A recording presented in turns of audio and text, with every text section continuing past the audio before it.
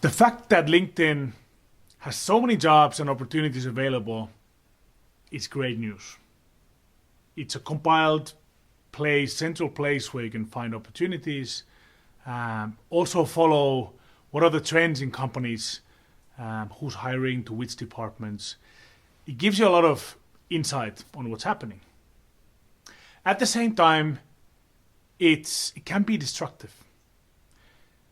If an applicant considers the available jobs and that vast market out there as a pool of quick wins, then things can go wrong.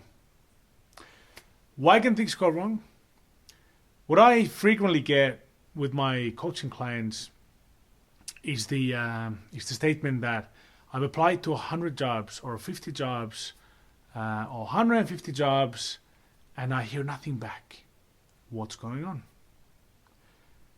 Now then when we get deeper into the discussion and say, what are the channels of applications?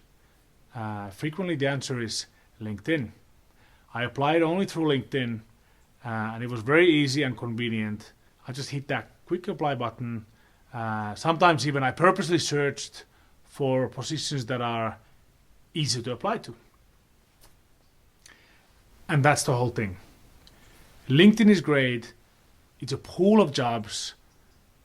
I would even argue that most of the jobs that you ever wanted and opportunities, they are there, along with other platforms, but LinkedIn is the main. You will have your job there. The key is how do you approach the jobs?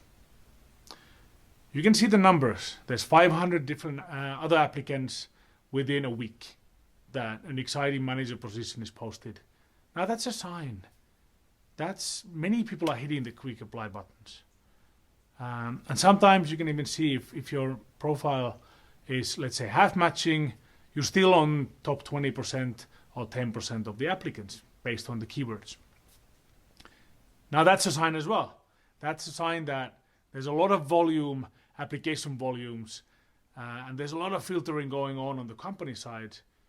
Many times even automatically based on keywords, that majority of the applicants get filtered out even before they hit the human table for evaluation. So all that random quick apply button hitting doesn't really yield to anything except for this. Applicant applies, 100 applications, nothing back, and gets depressed. Gets depressed because nobody comes back. And the reason is, well, the machine doesn't come back because machine filtered you out already. Maybe you were not a full match. Let's say you're a top coder on a specific language that has huge demand. They will pick you. They will find you and they will call you. But if you're talking about a more generic manager level position, there's going to be plenty of good applicants. There's going to be those 200, 300, 500 applicants who are genuinely as good as you are, or better. Now, what's the focus then? What's the goal? How can you make any sense out of it? How can you get those calls for interviews, and how can you differentiate yourself? You need to be on the short list of the applicant pile. There's two piles. One is the generic pile, which is the quick apply, hit a button as fast as I can.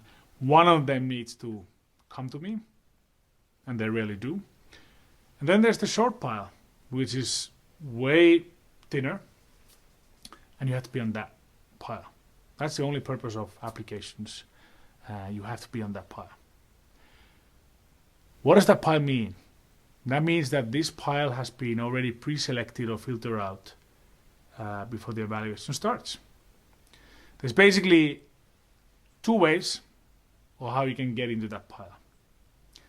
One is you call someone. Sometimes there's a number or a calling time when you can call for a particular position. use that opportunity.